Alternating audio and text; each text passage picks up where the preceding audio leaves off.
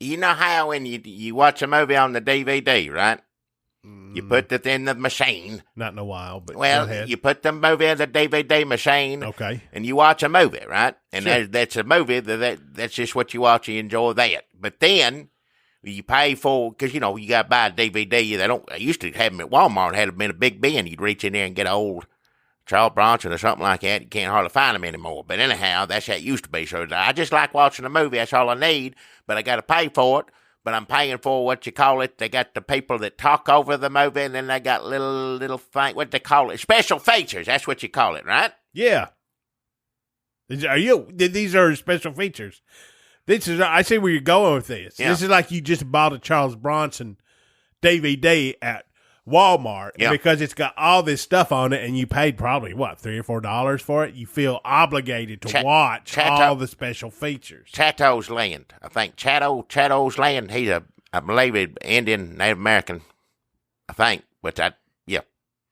So pretend you're watching. You just dug this out of a bin at Walmart, right? And you're gonna pay for it. Well, here's how you pay for it. You go over to Patreon.com/Red State Update. That's where Patreoners, such as potentially yourself, give Jackie and me $5 or more a month, and they get a weekly podcast over there. I was going to say 4 a month. Sometimes there's more weeks in a month than 4. Yeah, sometimes, I guess. I don't know how. 20 extra minutes with Jackie and Dunlap. We talk about all sorts of crazy stuff you're never going to know unless you go over there. Listen, I don't want to hard sell it. Think of it as partnering with that's right. Jackie. And that's the reason. It's a business proposition is what I'd call it. We asked our partners, which are the best one of these you think if you give to people who don't give the $5, and if they listen to it, well, hell, that's worth the extra $5, that extra 20 minutes. Sometimes it's longer, never less than 20 minutes.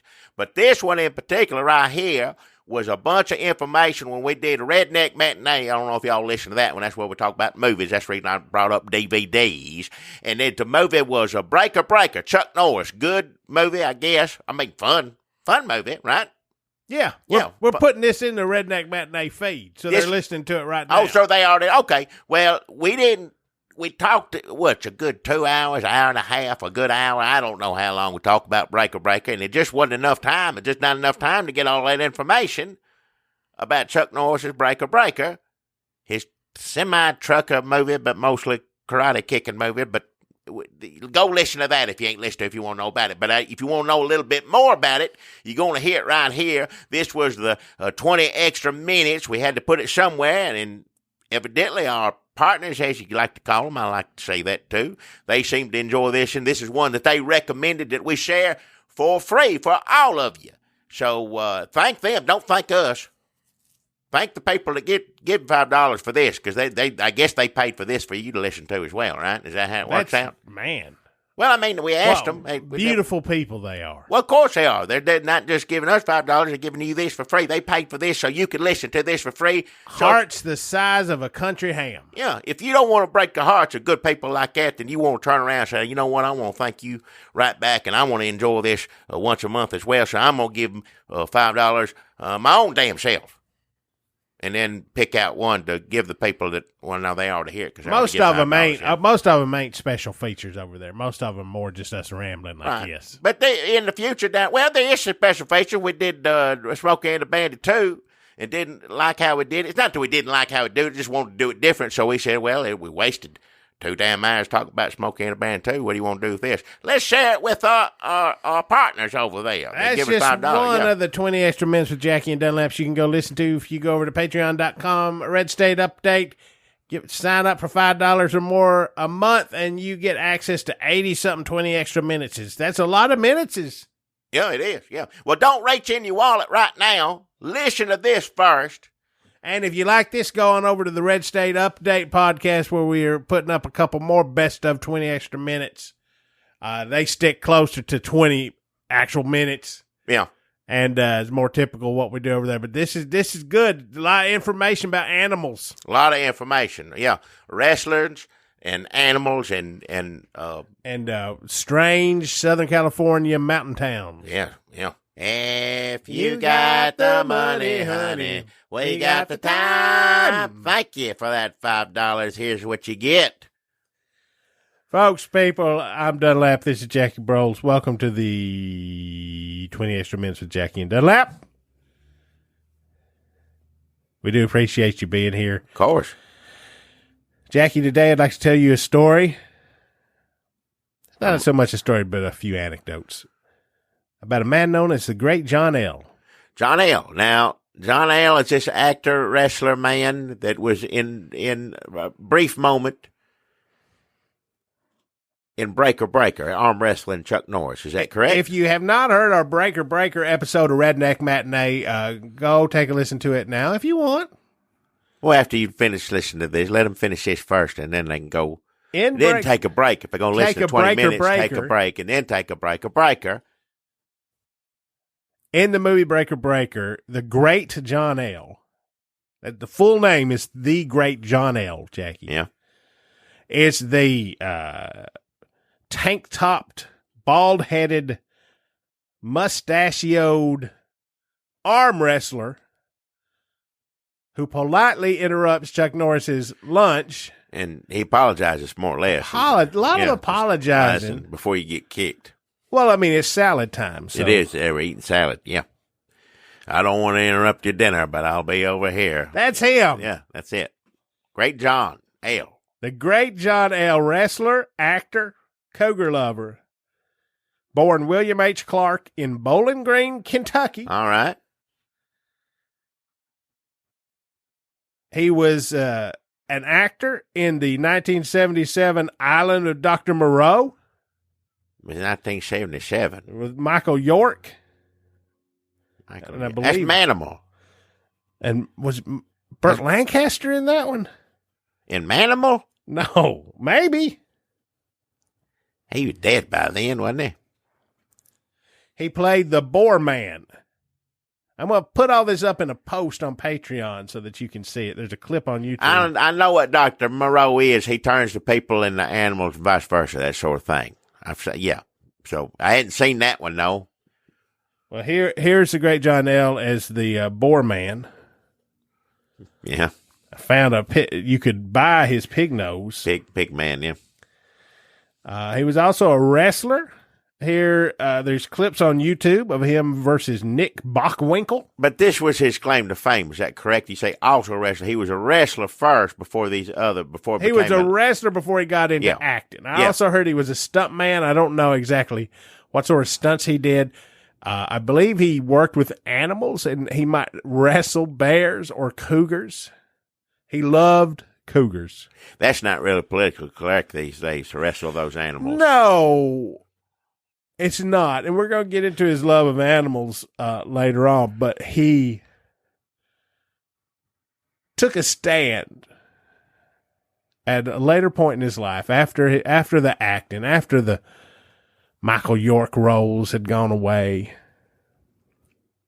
Wait, are you saying Manimal is just the plot of Manimal?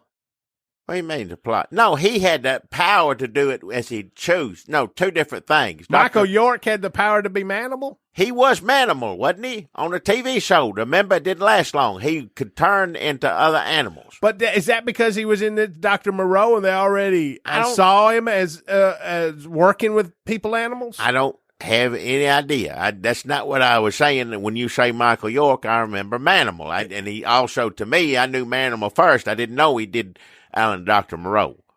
It just hit me as I was. No, I would. Sometimes two different things that have animals in it and makeup. That's that made up people looking like animals. It's two different things that he did. I don't necessarily think they're connected.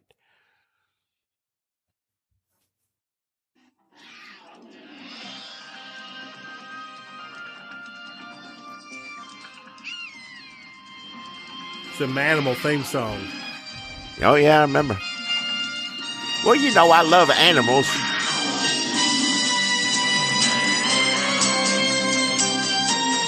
I think you're confusing Simon McCorkindale, Michael D. Roberts. Michael York was Manimal, no? I think you just think this guy looks like. I could have swore Michael York. Look, Jackie, look.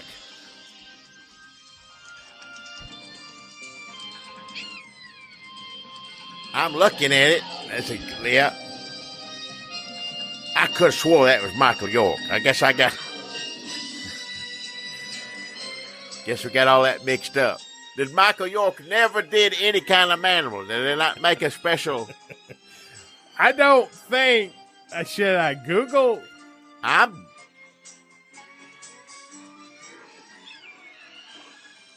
You're convinced. Listen. No, I've been confused before. This is getting off to a great start. Thanks for your money, folks. Look at that thing right there, what it says. Michael York is not the manimal. What is this? So I ain't alone. There's a lot of people that think he's Manimal, right? Manimal died in 2010. Okay.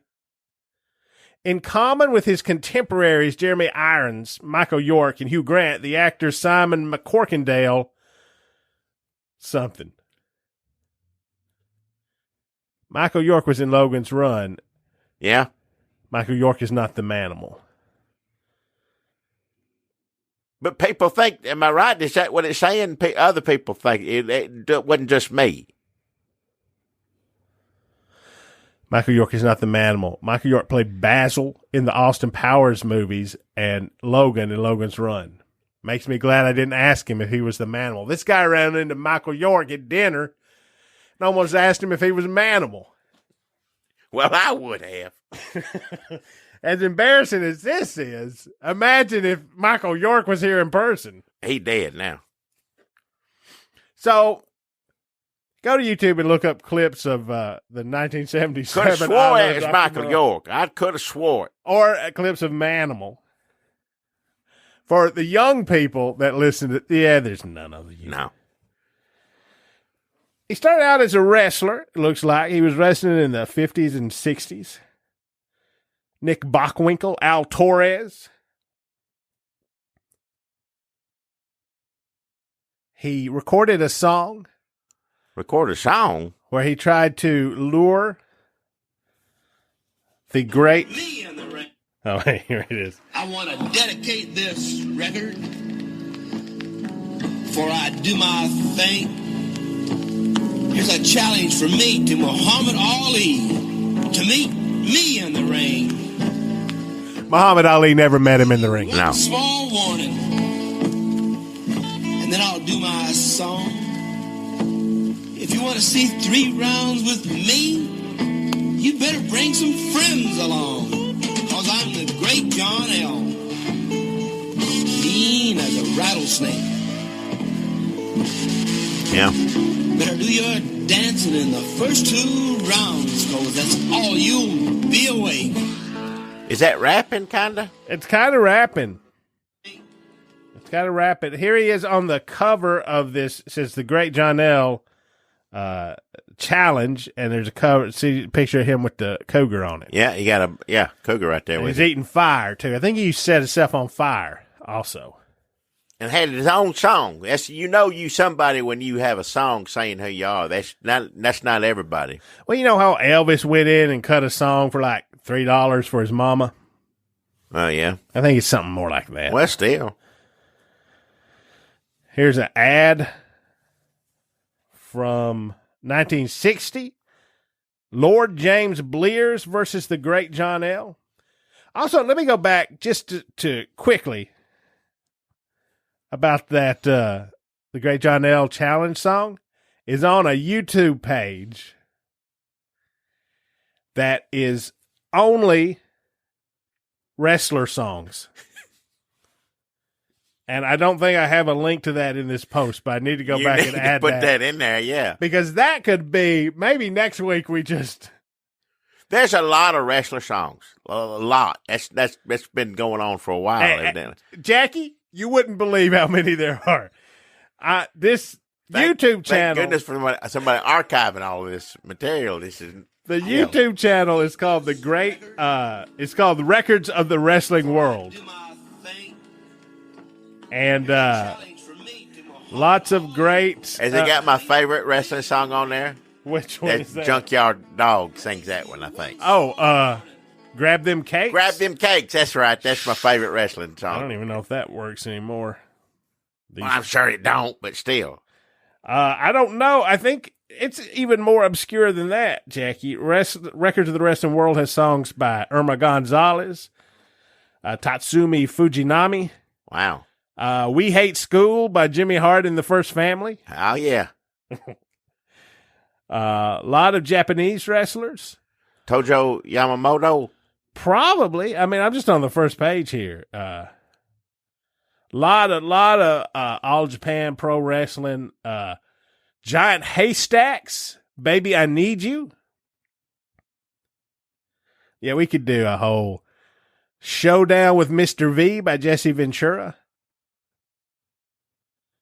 Michael Hayes. So here's Michael Hayes, beach blonde mullet, naked, with a Confederate flag covering him up. Yeah. Yeah.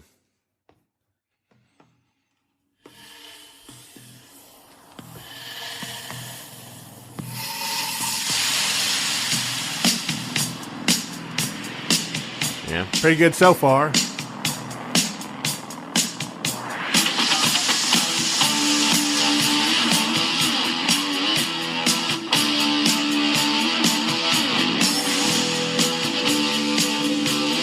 Rock and roll right here, right? ADF music. I won't tell y'all a story about a place you don't want to be at. This ain't no home sweet home. It's a home sweet misery. Okay, I'm gonna go out on a limb now and say most wrestlers can't sing. Well, yeah, but that's what I was about to say. Are there any were they not saying the song is good, but are there any wrestlers that can sing good? Who was the best wrestler on the wrestling album? The best singer wrestler on the wrestling album? Oh, here's some Hulk Hogan 7 inches. Yeah, we've all seen those 7 inches. All right. Listen. Yeah, there's a lot. Listen, that's a good Records of the Wrestling World is a good YouTube channel to check out, and we'll probably spend some more time going through those as the years slide on by. Yep. Into the abyss of nothingness that awaits us all. How many hours did I waste listening to wrestlers sing? What'd you do with your life? Listen, and also here's another side road for the great John L. is he was also a follower, a faith healer, Leroy Jenkins. Not Leroy Jenkins like from the meme, but Leroy Jenkins. I found this from 1966, this pamphlet, I guess this mailer they sent out to all the people, tried to get money from him. And I mean, he tried to sell people that he was healing everything that could be wrong with you. Huh. And this is a letter that Bill Clark, the great John L., sent in to Leroy Jenkins.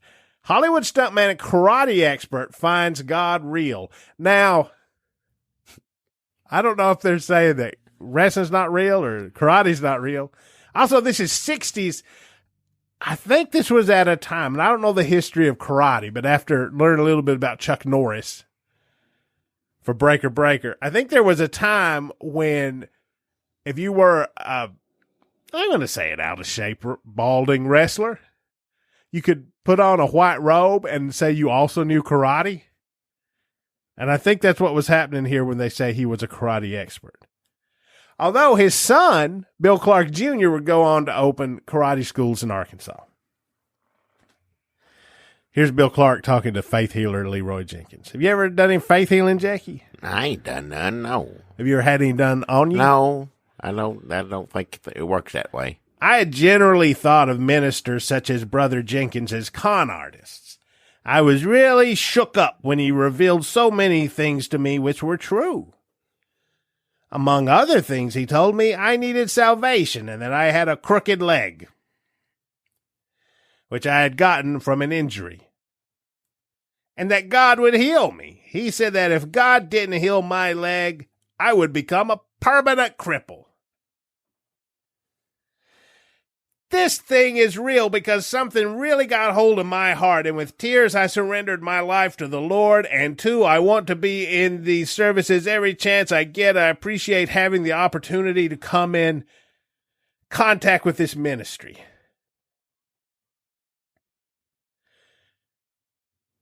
Here is a picture of the great John L. picking up his 17-year-old son, Bill Jr., in a backyard ring. There's a string of articles on him in the mid-'70s in like the L.A. papers. He must have been popular out there, right? I'm not sure why. The headline here is Meanest Cuss is Real Softy. And they mention the big man with the bald head and handlebar mustache. Plays a villain role by wrestling Honey, his 9-year-old pet mountain lion. Honey wins, of course, and the kids love it. See, he had these mountain lions for years and years. And pets, right? Yep, pets. That can be dangerous sometimes, yeah. Hang on, this computer's acting funny. What is it? Trying to read this off of here. Hold on, Jackie. Hold on. Thank you for your money also, everybody.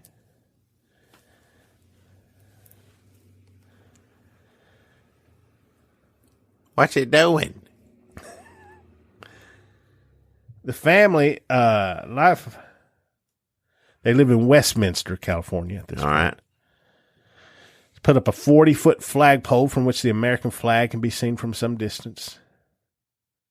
Very patriotic. Both he and Donna's his wife, are followers of Leroy Jenkins, an evangelistic faith healer who is headquartered in Delaware, Ohio. Donna is convinced that Jenkins' prayers have helped heal the couple's 1-year-old mongoloid son. Huh? This was in the paper. We're going to take Dickie and have him prayed for, too, Donna said. Dickie is 6, and according to his mother, needs an operation to correct a muscle problem in his eye. But we want to try prayer first before we have him operated on. The 8 Clark children, he had 8 kids, 2 mountain lions. I bought Honey as a pet. I got her from a fella who had been mistreating her. She was real mean. For the first 3 weeks, I couldn't even pet her. Now, she's so gentle, she has a run of the house. She's even housebroken. This is a man who has like 2 infants at this point in time. One of which is unwell. Well, I mean, I don't know how many people were sick in this family. Yeah. They took his son out. This is a good article. It's from the L.A. Here's a picture of the whole family. I'm going to show Jackie right now, but you can look on Patreon in another post. Oh, look at them all. That looks like a cult or something. It looks a little bit like a cult, but I think a lot of towns in California seem like cults. Yeah.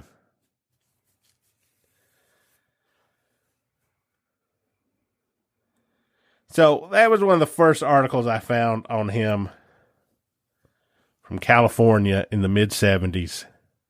Faith healer.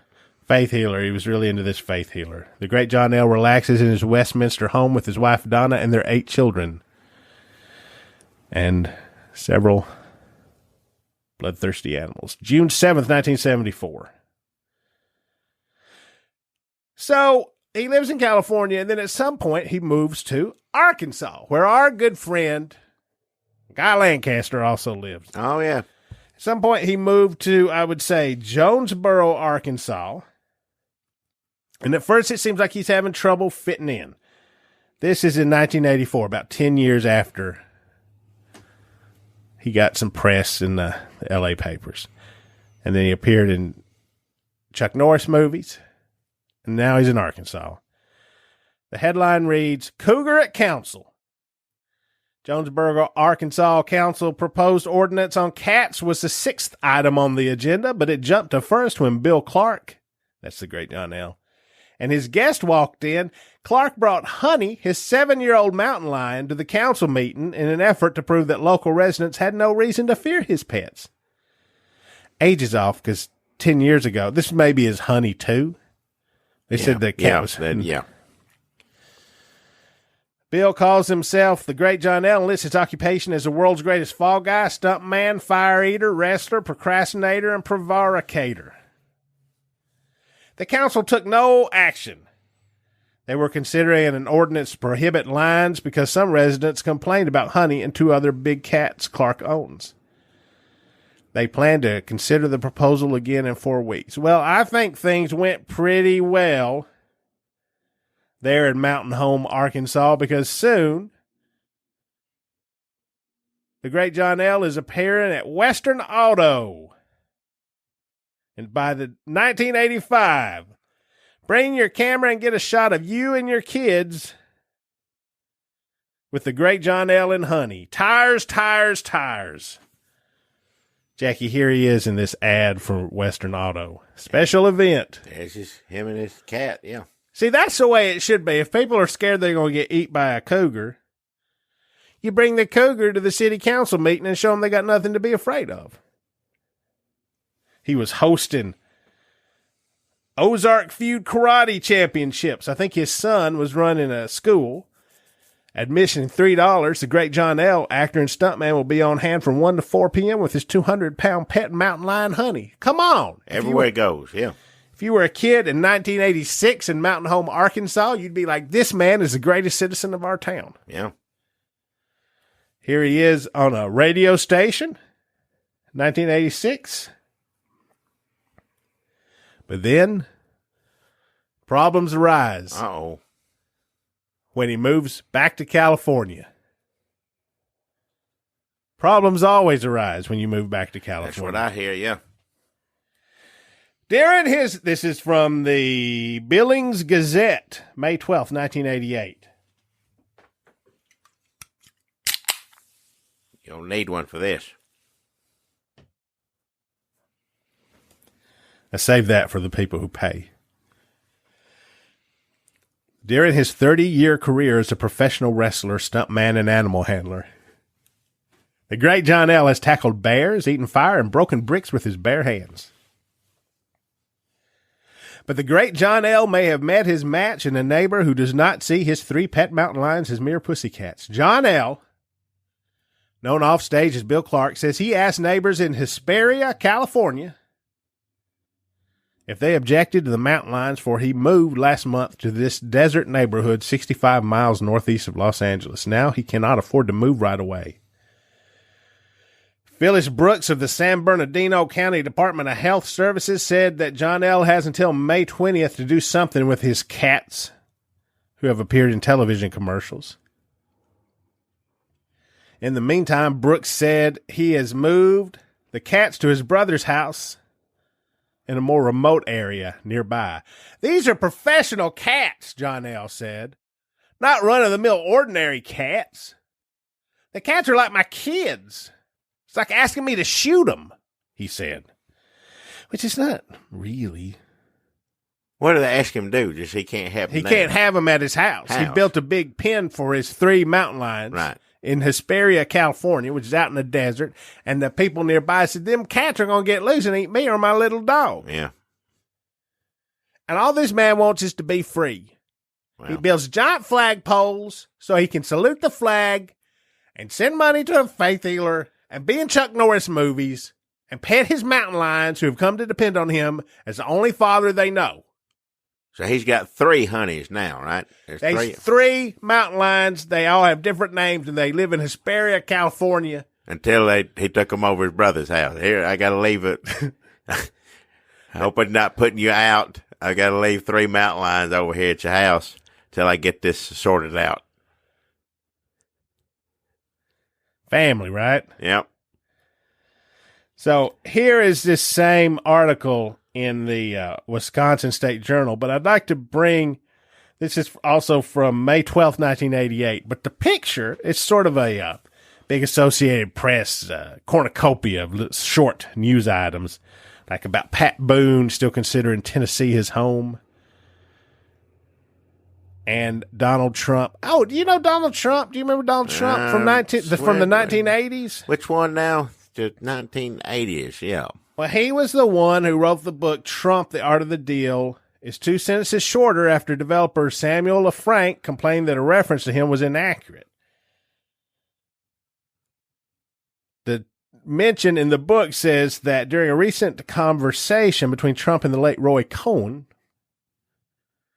during which Trump tells a lawyer that the government filed civil rights actions against his company and others, saying they discriminated against blacks in housing developments.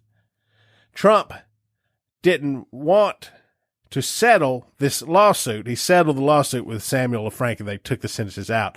It's not because he's being accused of being racist. He's mad because he said he didn't want to settle. He's not mad that somebody's calling him crap, but he says that it wasn't that they weren't renting to black people. It was they weren't renting to people on welfare. Oh, well.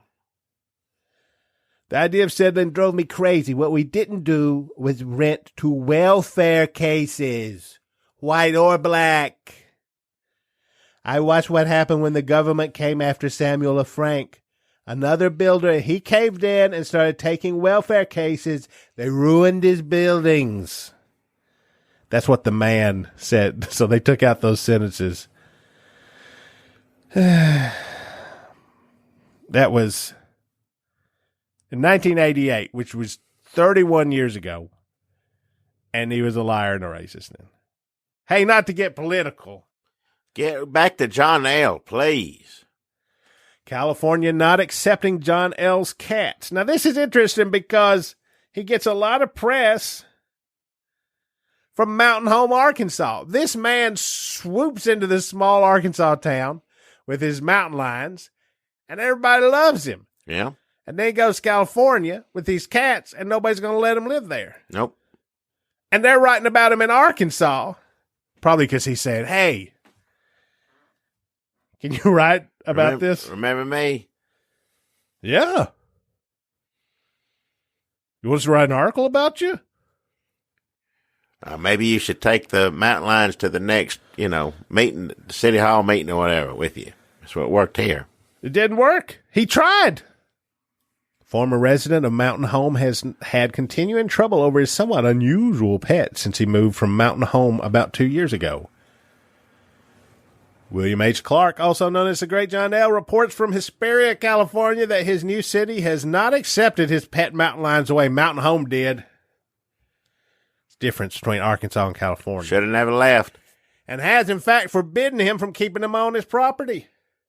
John L., as most local residents know him, moved to this is by Carol Howe, Baxter Bulletin, Mountain Home, Arkansas. Moved to the California town from Mountain Home in March 1988 with his wife and family, which is like 17 kids, and 3 full-grown mountain lions. Before too long, it became apparent some in the California community didn't feel quite comfortable with the lions. John L.'s brother, they didn't put it, but I would, if I wrote this article, I would have said John L.'s poor brother owned 5 acres in Hesperia and agreed to build a cage on the property to keep the cats in when John L. and family arrived. Plans were for the brother to keep the cats until John L. could provide a permanent and desirable shelter and cage for the animals. Then John L. sought and found a house to buy with enough property on which to construct his own cage. He learned after buying his property and beginning all the preparations for keeping his cats at home that he would have to have 100% neighbor approval. You ain't never going to get 100% neighbor approval. Where do you go for that? On nothing, let alone mountain lions.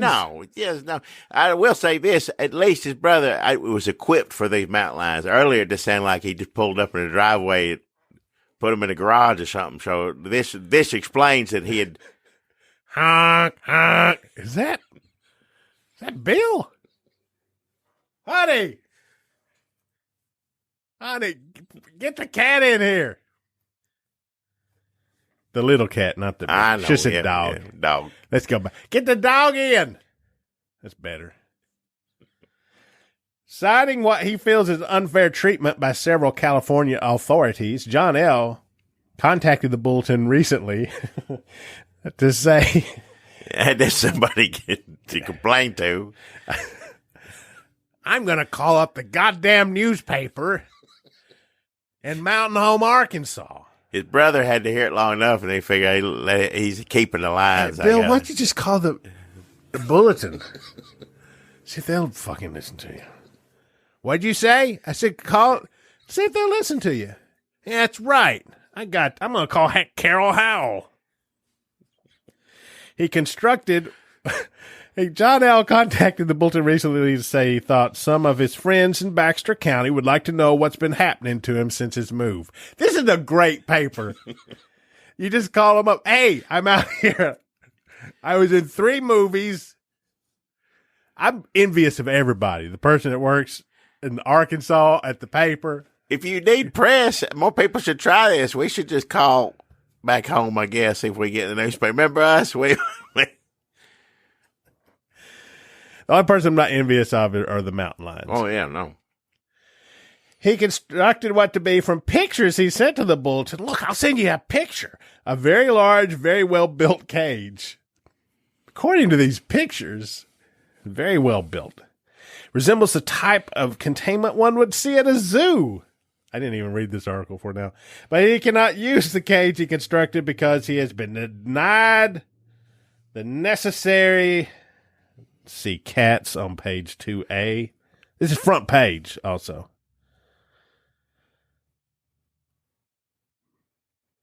Mm-hmm. Oh, here we go. Right, hang on. Cats on page 2A. Oh, man. See, cats on page... Are you enjoying this so far, Jackie? I want to know how it ends. Yeah, I'm sorry. I'm trying to build up suspense. It's because... Well, it just looks like your thing's broken. Whatever. He spent $5,000 on the cage, which includes a mountain range, waterfall, and a moat. The State Game and Fish says it's one of the best constructed cages they've seen, including any at the zoo. This guy's sort of Trump-like. We had to build an additional 400 square foot cage at our brother's and cannot use the good cage we provided. So he's building cages everywhere. Yeah. He kept his mountain lions at home when he lived in Mountain Home, Arkansas, and showed them at many school and civic functions. My cats aren't dangerous and have never hurt anyone, including those school kids. He didn't say the school kids. Yeah, man. At one point, Mountain Home Mayor Jim Stevens wrote a letter to the California authorities in John L.'s behalf, in which he stated the cats had never been a problem in Mountain Home.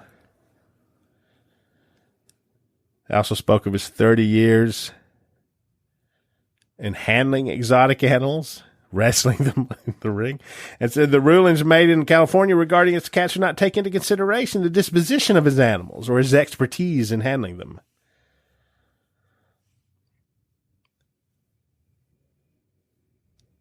He enjoyed living in Mountain Home, and especially enjoyed taking the cats to visit with school children and the elderly while he lived here.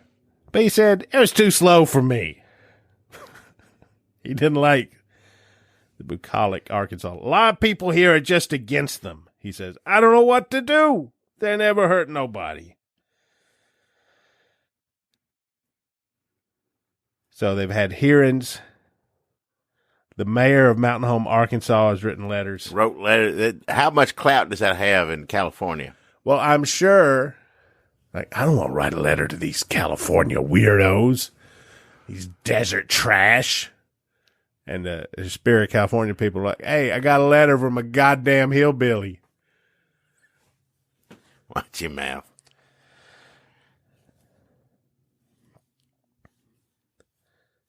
I'm surprised there wasn't more of a civil war. So, listen, this is in 1988.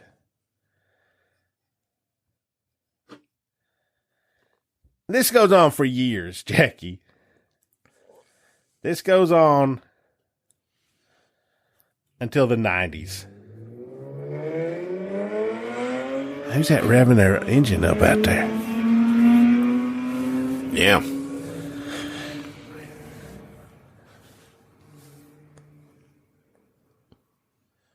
So him fighting California for these... John L.'s mountain lion dies of unknown causes. He took the mountain lions What worked in Mountain Home, Arkansas, where he took the mountain lions to the fucking city council meeting, did not work so well in California. He's like, I'll bring him to the city council. Nobody wanted him to bring him to the city council meeting. Nobody wanted him anywhere. John L's mountain lion dies of unknown causes. The great John L. has lost one of his lions, Tyga, an 8-year-old. Is that also somebody dating a Kardashian? An 8-year-old male mountain lion died last week, according to Debbie Hutchison of Mountain Home, John L's daughter. The great John L., a retired actor, stuntman, and animal trainer who formerly lived in Mountain Home, if you haven't guessed, this is from the Mountain Home, Arkansas newspaper again, was well known for his collection of cats. He moved to Hesperia, California a few years ago. Tyga was one of 3 mountain lions. John L. ran into problems in Hesperia when city officials would not let him keep the lions at his home in the city. As a result, the cats were kept at 2 separate locations 7 miles away from Hesperia. John L. makes daily trips to care for the animals. Then there is some press in the San Bernardino papers where he describes having to drive all day. Just to feed these damn cats. This is a pretty good. I know we're running long. Well, we're pausing enough. We got to make up for it. It may work out about 20 minutes what people paid for, yeah. And I feel like I should read this article real fast. All right, let's hear it. I want to hear it. I got to get one that shows up real good.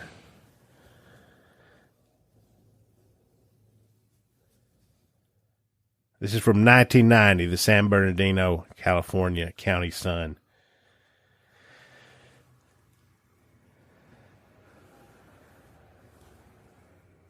Lay it on me. Couple of big pussycats. The great John L. wants the orneriest cuss in pro wrestling as a pussycat when it comes to his pet mountain lions. As he stood over the backyard grave of Tyga, a pet lion who died early this month, the man accused in an old wrestling magazine of beating up his old granny just to work up an appetite verged on tears. The bald brawler is tired. For 2 years, he's been fighting a losing battle with Hesperia for permission to keep his pet lions in the backyard. With Tyga dead, he struggles on for Honey and Tia. Honey at this point is, 60 years old? Yeah. It seems the bout with the city has just about taken down the great John L. and pinned him. I think more of those cats than some of my kids, he said, loudly enough for some of his kids in the next room to hear. This is by Stephanie Rosen of the Victorville Bureau. Animals can be trusted. Kids do things they shouldn't. Born William Clark, John L., 65, took his stage name from boxing great John L. Sullivan. He bought the house on Sycamore Street in 1988 and built a large cage in the backyard for his lions, complete with waterfalls and faux mountain foothills. He planned to keep the lions in the natural setting upon their arrival from Arkansas, where family and pets lived for 3 years.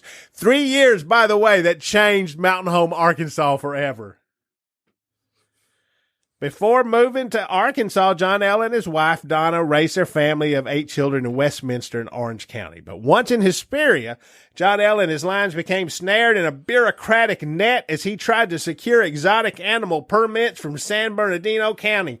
He says no one told him of the county's limit of 2 exotic animals per household, or that he had to have 100% neighbor approval.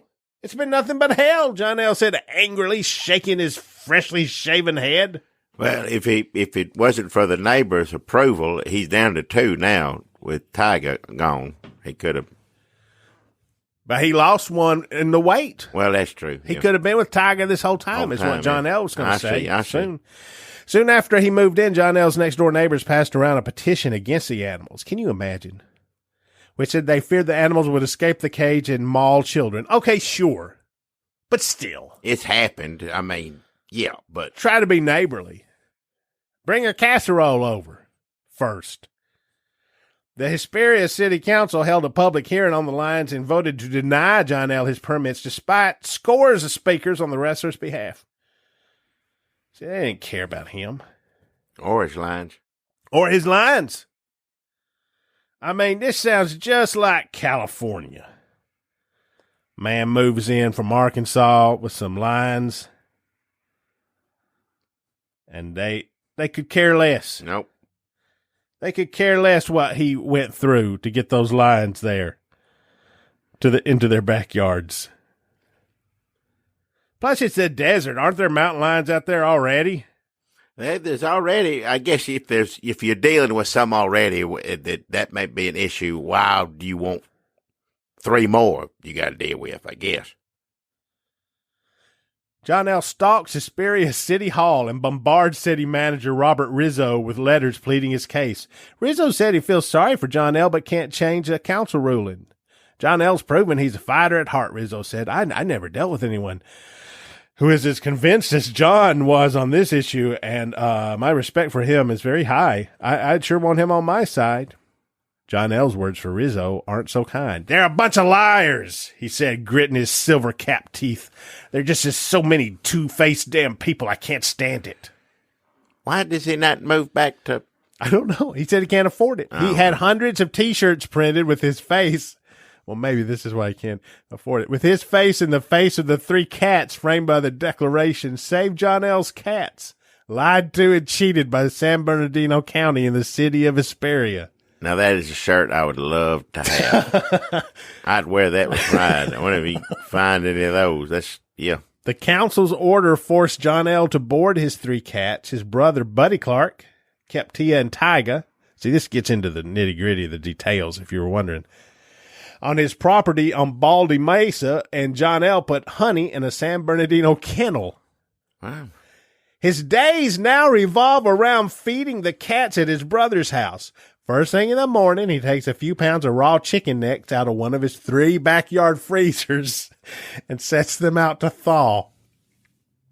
He watches television with Donna until it's time to feed the cats their first meal. He returns home, watches more television, thaws more chicken necks, and feeds the cats a second time. The routine and change in his personality drove away some of his children, who moved out of the house, John L. said. I've lost part of the family, but I have to be there for the cats. Now I have to sit in this house day in and day out. The wife, I don't take her anywhere. This is running long, folks. I'm sorry. The change in her husband, to whom she is obviously devoted. This is a good article, and it should have won a Pulitzer. Is upsetting. My husband has been in tremendous stress, and he's fighting depression, Donna said. He ran off the children. She didn't say that. That was inevitable. Wrestler stuntman father with 2-3 cougars. John L. insists his love for his lions is no different than other people's attachments to their cats or dogs. He's owned an assortment of exotic pets over the years. Yep. Including snakes and monkeys and a pony. Pony A pony's not an exotic animal. It's not. I mean, maybe it was a certain city ordinance, in order to have, but I wouldn't consider a pony something. He says he's most fond of the lions. Obviously. On a hot day, a sweaty John L. makes his morning trek to visit Honey and Tia at his brother's house. The lethargic cats barely bat a whisker at John L. as he paws at them playfully and rubs his face against theirs. Now, there's a lot of mention here that he's a changed man because of his situation. But what about his brother? No mountain lions, and then suddenly, I'm doing great, or is it, does he suffer in a different way? I think he must, all these reporters coming to do a story on John L. Well, first off, you don't have to feed him, take care of him. You just got him there. He shows up every day with some, thawed out chicken. He does all, why couldn't his brother would you mind feeding him for me? Nope. I ain't gonna, no. It's one step too far. All night long, they're like, "Arr!" Nobody's sleeping in that house, but he won't take a goddamn pack of Tyson out of the freezer. You gotta drive your ass out here and feed them 3 damn lions. I ain't feeding them. This family's fucked up from generations ago. It's a good story, and he's a fighter, and he won't back down. You make a good miniseries. Listen, I'm getting to the most depressing part. After Honey and Tia die, there will be no more pets for John L. I'm too old, he said. Last month was, that's some foreshadowing too, after Honey and Tia die. Like, why is that just out of nowhere? I mean, I guess one did already just die. One died, yeah. Last month was the worst. The lease ended on Honey's kennel, and John L. had no place to board her. He loaded the 250 to 300 pound mountain lion into the front seat of his mini pickup truck, filled a plastic bowl with chicken necks and another with water, and started to drive around. I don't know if anybody's even still listening at this point. For 2 days and nights, John L. and Honey wandered the desert, sleeping in the truck and stopping home only long enough for John L. to shower. Cat's lucky. At least. I can't do that to Honey. Eventually, the kennel agreed to take Honey back. She stayed there until Tyga died, then joined Tia at Buddy Clark's in Baldy Mesa. So, wait, I'll keep 2 lines here. That's it. Well, I think the cage might not have been Big, I don't know. Yeah. I don't know. I don't know either. 2 of them tops, I will not feed them once. In both Westminster and Mountain Home, Arkansas, John L. kept his lions at home. He silenced his opponents by inviting them over to romp with the cats and by using the lions for public service activities. That approach didn't work in Hesperia. The neighbors who passed around the petition refused to meet the cats. These assholes. Hey, come in. Hey, let me introduce you. He silenced his, John L. They refused to meet the cats. Linda Sprinkle, another neighbor who opposed the lions, declined to talk about them or their master. So the chief of police likes him. Seemed like everybody likes him but his neighbors. People talk about him as a wrestler. He grew up poor in Bowling Green, Kentucky, and Indianapolis. At age 15, he stole a truck. He was sent to detention school for boys and joined the U.S. Navy, where he was in and out of the brig and stockade. After the Navy, he stole cars, was shot twice, and investigated for murder 3 times. He was never charged. What? This is all, for the end of the story. This is John L. said, also, by the way. Okay. Also, his devotion to the lions is rivaled only by his devotion to God. John L. discovered religion at a tent revival in 1966. By the way, 66. By the way, that's the faith healer. Yep. The experience affected him deeply, and he renounced the violent and often illegal lifestyle of his youth.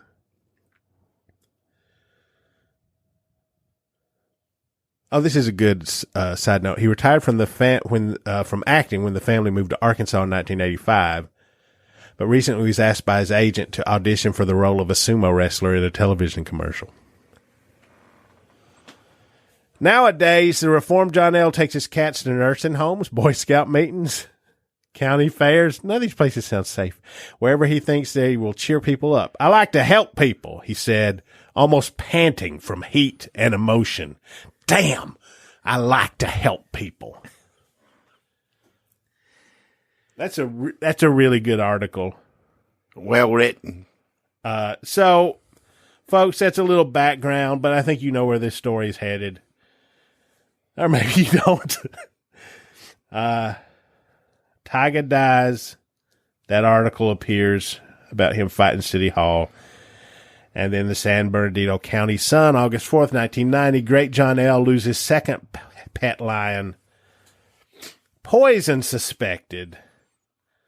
But if you read the article, it's kind of sounds like it's mostly suspected by John L. But they printed it, so it is suspicious. 2 of his cats die. I mean, he says this in the thing. 2 of his cats die in such short. So he's thinking they're knocking his cat. But he keeping him at his brother's. Well, guess what happens? Does he suspect his brother? Oh, he didn't. God damn it, Jackie. Hang on. Well, I'm just saying. It No, you're right. This is important. seemed like a strained relationship to me. It would be in my case.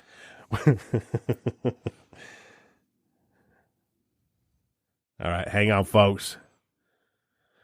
Great John L. This is from the San Bernardino County Sun. He does get articles written about him a lot where people know his name. The Great John L., a burly ex-wrestler who has battled for years to keep 3 pet mountain lions, is down to 1. John L. has lost his second lion this week when 7-year-old Tia died in his arms. He believes his animal was poisoned. I can't rule anything out, but it seems a little bit more than a coincidence that 2 cats die quickly, one after another, from natural causes. Isn't there a way to find out whether an animal's been poisoned or not? Can't they? I mean, This is 2 mountain lions in a couple of months. don't they have like a Quincy for mountain lions? That's a good show. I'd watch it. I mean, I'd probably get wore out from watching mountain lions die every week, you know. Well, why do they have to die? Maybe Quincy saves them. Well, I hope so. But, I mean, he's usually dealing with somebody already dead. All right. Sorry. The average lifespan of a lion in captivity is 25 years. 8-year-old Tyga, another of John L.'s lions, died July 5th. Veterinarian Gene Canarella said blood tests performed on Tia were inconclusive, but he won't rule out poison. I can't rule anything out, he says. The remaining lion, 12-year-old Honey, who is being treated with antibiotics and monitored to ensure that whatever killed Tia, poison or virus, wasn't passed on. Honey's blood tests will be available early next week. John L., who was born, blah, blah, blah, his brother's house in Baldy Mesa, spent Tuesday morning playing with Honey and Tia at his brother's house in Baldy Mesa, where he has boarded his pets during a 2.5-year fight with the city of Hesperia. The former professional wrestler and stuntman noticed Tia was sluggish and glassy-eyed, so he loaded the 250-pound lion into the truck and took her to the vet. It's really kind of sad. That's me saying that. Oh, yeah. No autopsy will be performed on Tia, whose lungs were filled with fluid and blood when she died. Instead of chasing the one that's dead, we're putting our money into the live one, said Donna, John L.'s wife. I'll say City Hall killed my cats, regardless, said John L. One way or the other, they did. But hey, Jackie, Yeah. what if there's a happy ending? Is there? Well, I guess it depends on how you define happy. Lion to spend last days in Hesperia. Honey has come home. After a 3-year battle with the city and his neighbors, the great John L. has won the best fight of his career, the right to keep his aging pet mountain lion in his Hesperia home. The burly ex-wrestler never gave up hope for victory in the bureaucratic war, although he lost 2 other lions in the process. It was a bittersweet victory for John L. and his wife Donna, who built an elaborate lion cage on their Sycamore Street property. I can't say I'm a winner after losing 2 cats and spending $35,000 on legal and medical bills in 3.5 years because people didn't want the cats around. But I appreciate what I've got, even though Honey can barely walk. She's so sick. The 14-year-old mountain lion went into convulsions a week ago. Jesus, sorry, everybody. Prompting the Clarks to defy an earlier order to keep the cat out of the city. Until then, Honey had been caged at the Baldy Mesa home of a relative of the Clarks. They don't even mention his name. His brother at this, but yeah. Buddy Clark. John L.'s lions were banned from his home in 1989 after surveys indicated 4 neighbors were opposed to the cats. After Tia and Tyga died in 1990, this is 1991, this article was written by Priscilla Nordyke of the Sun's High Desert Bureau. John L. tried again to get permission to bring Honey home, but the county said no. That decision was overturned Thursday when John L. and his wife appealed to the city council to allow Honey to spend her last days with them. A neighbor who have led the opposition had since moved, and 3 other residents decided they don't mind sharing their neighborhood with a mountain lion. Mayor Percy Baker said, well, a sick one, John L., look, I'm only imagining these mountain lions' lives may not have been the best. I don't know. But by this point, and maybe he's a master manipulator of the press, I'm kind of on John L.'s side. It's a real dark feeling because as big as that cage is, all of the lions could have been in it at the same time. I feel good about bringing Honey home, but when I think about the other 2, how they suffered and spent their final days, I just think it's a shame they couldn't have been here 3 years ago. And I think that's, What harm would it cause you? Unless they got loose or something other than that. unless they got loose and killed a kid or a dog. Yeah, but if they'd have just been in there and enjoyed their, big, roomy cage, it sounds like it wouldn't be a problem, enjoying the chicken necks, everything. I mean, that may have been what city council meetings were like. I don't see what harm it would be if they just hung out in that cage all day. Unless they get loose. Oh, yeah, unless they get loose. 2005, the great John L., burly stuntman, character actor, and professional wrestler, the great John L., died in Springdale, Arkansas. He got the fuck out of California. All right. On November 6, 2005, he was 80. And spent how many years of his life fighting City Hall over those? He fought City Hall. Listen, here from a Victorville, California, professional wrestler, stuntman, humanitarian William H. Clark died Sunday at the age of 80. Just as famous around town for his pet cougars as his work on the silver screen. First role came in 1958 in the Pat Boone movie Journey to the Center of the Earth, followed by a la Dr. Moreau, Breaker, and Silent Rage, Little House on the Prairie. He would wrestle bears and tigers for movies. There's no faking that, said his son, John L. Clark Jr. My dad was the only man to set himself on fire with no protection. He would set his body on fire and jump from a high dive into the water.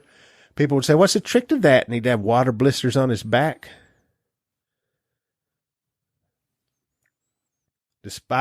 This is weird though, because it says it was John L.'s work with animals on movie sets that led to his passion for cougars. When he lived in Hesperia, he kept 2 as pets, Pebbles and Rocky. Okay, first of all, who are they? And I don't, it's new to me. Is this at the end when he stopped getting press? I looked for stuff from 1991 to 2005 and I couldn't find anything. He was an honorable and noble person, his son said. My dad used to do lots of benefits for underprivileged children. He volunteered all the time. He always used his fame to help the handicapped. He retired from the Screen Actors Guild after 40 years as a stuntman a year ago. He moved to Springdale, Arkansas, survived by his wife of 54 years, Donna West Clark, 5 sons, 3 daughters, 25 grandchildren, 5 great-grandchildren. Arkansas's loss, California's loss, the great John L. If you got the money, honey, we got the time.